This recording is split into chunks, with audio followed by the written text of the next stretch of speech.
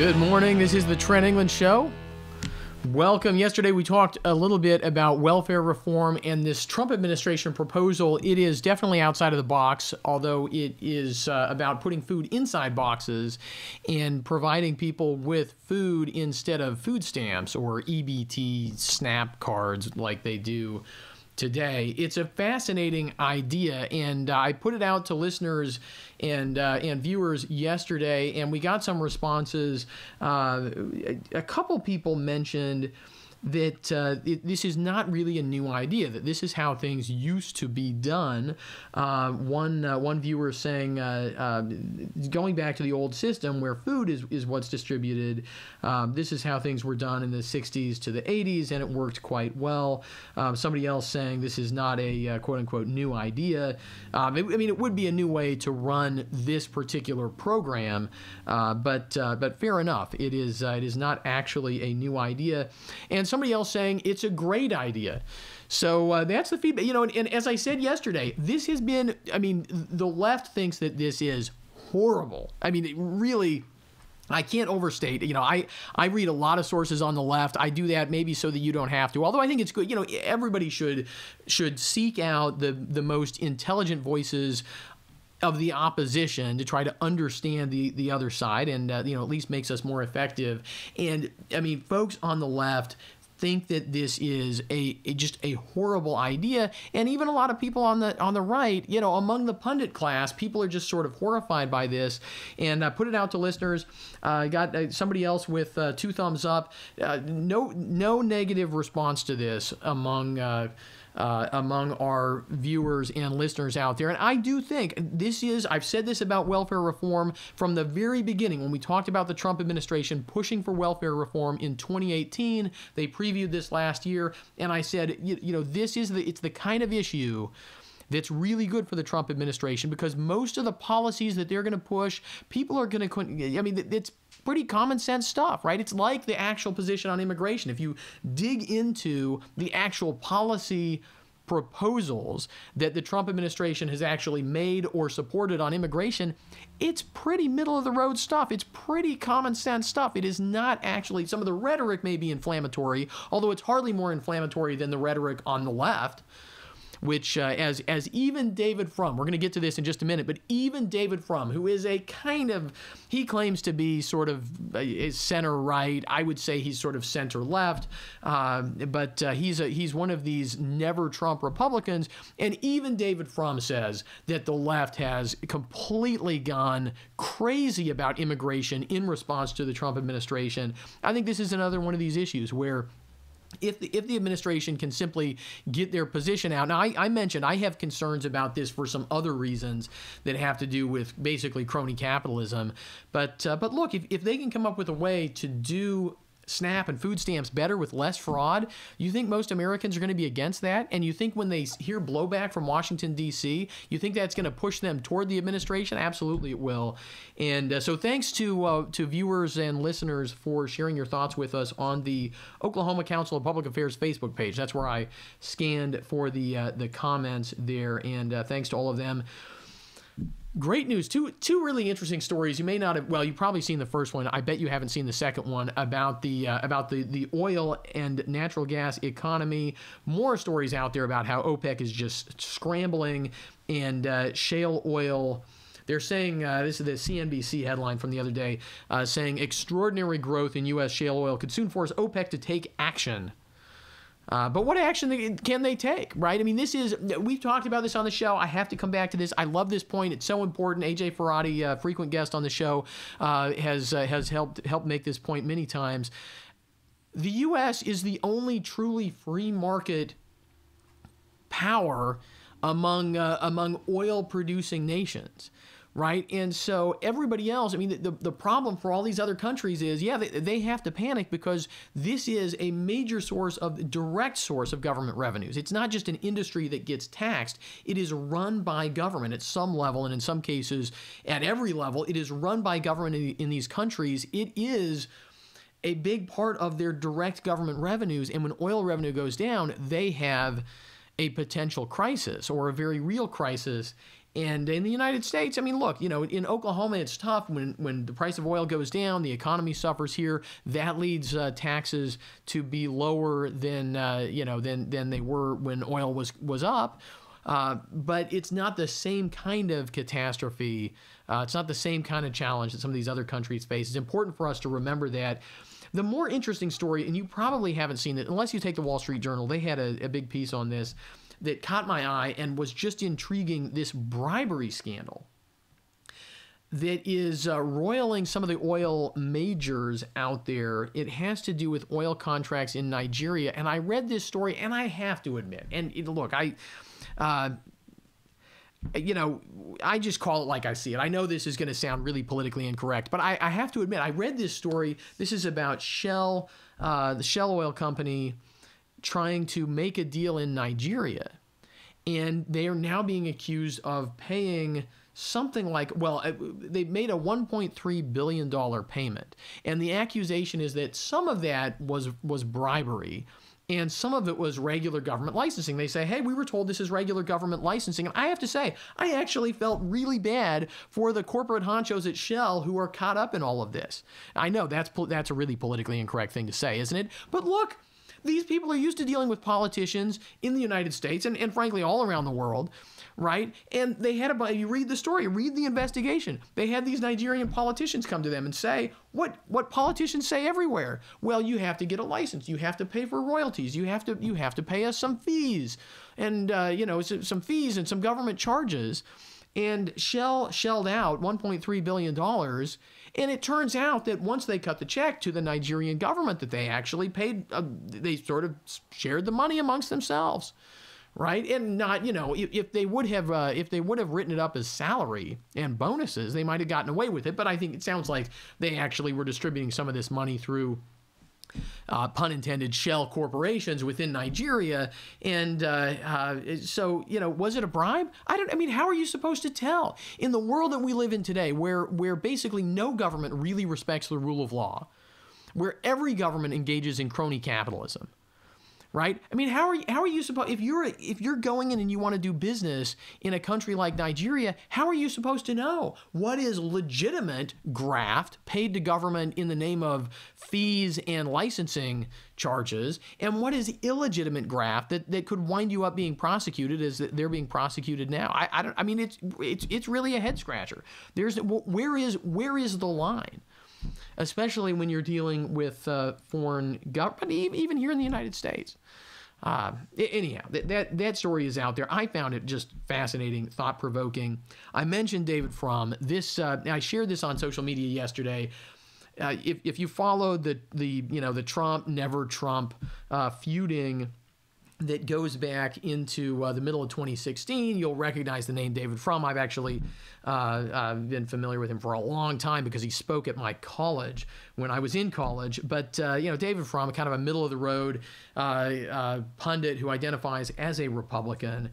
And, who are we to question how someone identifies? But he has become one of the most prominent anti-Trump Republicans. But he penned this essay and he writes for The Atlantic. He penned this essay for The Atlantic under the headline, "The Anti-Trump Recoil Goes Too Far."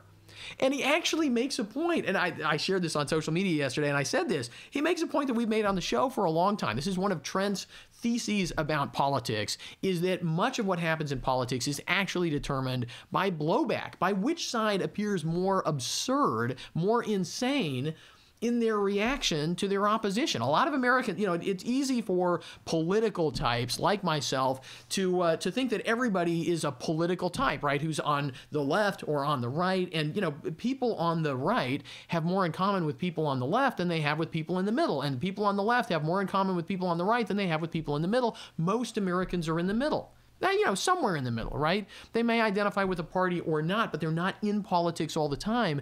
And when people tune in and they focus on politics, they look at the left, they look at the right, they look at the Democrats, they look at the Republicans, and they say, who is crazier? I'm going to vote for the other people. That's what I think. I think a lot of politics comes down to exactly that.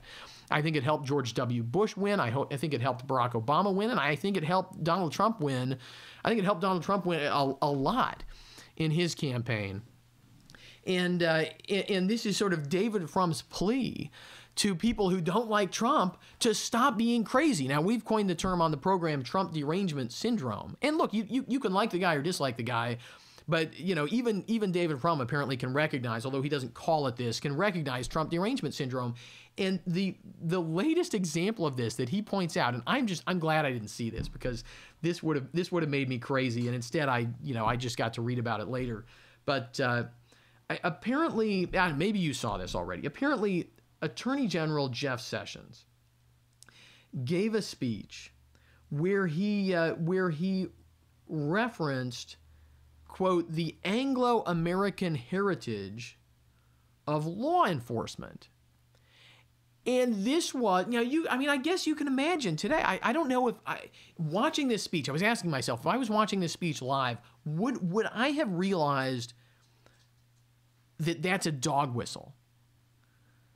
Of course, it is a dog whistle. I mean, it's a dog whistle to the people who claim it's a dog whistle, because there's a whole cadre of folks on the political left who heard Anglo-American heritage and they said, that's racist. That's racist. That's great. One of the Senator Brian Schatz says, do you know anyone who says Anglo-American heritage in a sentence? What could possibly be the purpose of saying that other than to pit Americans against each other?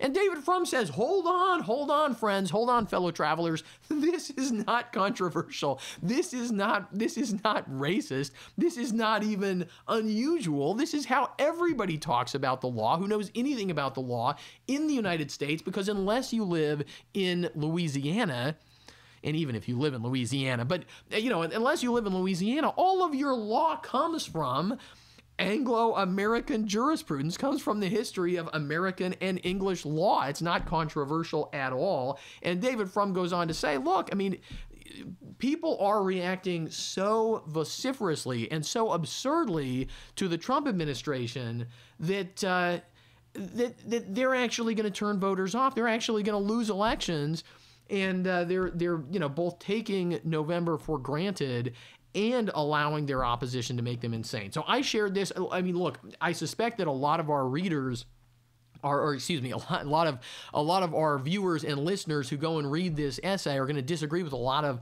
things that David Frum says. I think it's a really important essay, because I think that I think the point that he makes, even though I disagree with a lot of his particular views, I think the lesson is absolutely true. Okay. Let's move on. We have talked on the program before about Confucius Institutes, but first of all, before I say something negative about the University of Oklahoma, sorry, Sooners, but it has to be said. It's an embarrassment to the good people of the state of Oklahoma. I got to give a shout out to the good folks at UCO, and they've had this little dispute at UCO over Ken Ham, who is a young Earth creationist Christian speaker who was going to speak at UCO, and then he wasn't going to speak at UCO. And frankly, when he was disinvited, there's still little vagaries about how all that happened. But you had liberal groups on campus, leftist groups on campus coming out saying, we just want everybody to know we had nothing to do with it. And I give them all kinds of credit for that. They said, look, we believe in free speech. We don't agree with Ken Ham, but we believe in free speech. We had nothing to do with canceling the speech. We would not try to get the speech canceled. And now they have the speech is back on at UCO. This is great news. UCO is making Oklahoma proud, but OU is bringing us shame. This issue actually was before the Congress, before the United States Senate. Let's take a listen to a Senate hearing with FBI Director Chris Wray from earlier this week. Different ways and untraditional ways in which they're pursuing this plan. Director Wray, let me ask you, what in your view could you say in this setting is the counterintelligence risk posed to U.S. national security from Chinese students, particularly those in advanced programs in the sciences and mathematics? I think in this setting, I would just say that the use of non-traditional collectors, especially in the academic setting, whether it's professors, scientists, students, we see in almost every field office that the FBI has around the country. It's not just in major cities, it's in small ones as well. It's across basically every discipline. And I think the level of naivete on the part of the academic sector about this creates its own issues. They're exploiting the very open research and development environment that we have, which we all revere, but they're taking advantage of it. So one of the things we're trying to do is view the China threat as not just a whole of government threat, but a whole of society threat on their end. And I think it's going to take a whole of society response by us. So it's not just the intelligence community, but it's raising awareness within our academic sector, within our private sector as part of the defense. Well, in that vein, last week I wrote a letter to 5 higher education institutions in Florida about the Confucius Institutes, which are funded by Chinese government dollars at U.S. schools. And it is my view that they're complicit in these efforts to covertly influence public opinion and to teach half-truths designed to present Chinese history, government, or official policy in the most favorable light. Do you share concerns about Confucius Institutes as a tool of that whole of society effort and as a way to exploit the sort of naive view among some in the academic circles about what the purpose of these institutes could be? We do share concerns about the Confucius Institutes. We've been watching that development for a while. It's just one of many tools that they take advantage of. We have seen some decrease.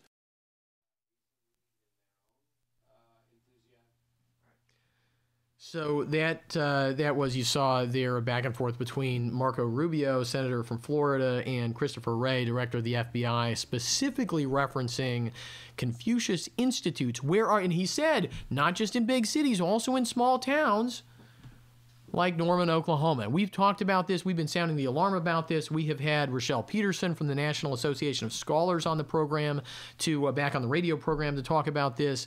I mean, this is a big deal. We have Chinese communist government money being funneled into Norman, Oklahoma, to the University of Oklahoma, which accepts this with open arms, and then actually goes out and spreads this money around, not just in higher education, but in K-12 education as well. And look, I'm sure a lot of this, it actually is innocuous, because it has to be. That's how they do it, right? Spies don't wander around on the street with wearing a T-shirt saying, "I'm a spy from China," right? That's not how this works. Right? I mean, obviously, a lot of what they do is they teach language, they teach, innocent things about Chinese heritage, which are wonderful, which should be taught in public schools, should be taught in higher education. But they do it with an agenda, with the agenda of the Chinese Communist Party and the Chinese Communist one-party state.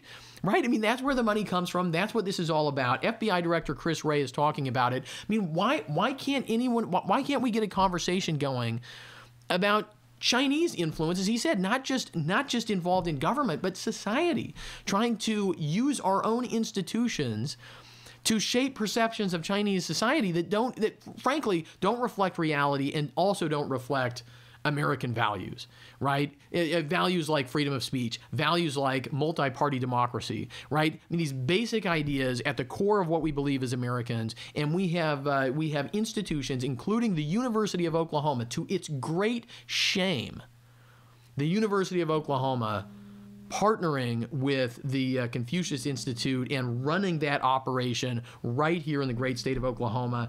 Thank you to Senator Rubio for making an issue of this, and FBI Director Chris Wray for sharing about it on the record. And I'm just going to go back and say, good for UCO. Freedom of speech, no Confucius Institute. Good for them. We're going to leave it there on the Trent England Show. We've got a great week of programs for you. I almost said radio. We've got a great week of programs for you.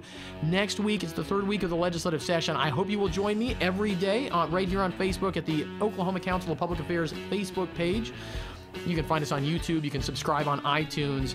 But we will have everything you need to know about the legislative session and a lot of other things as well right here on the Trent England Show. Thanks for watching.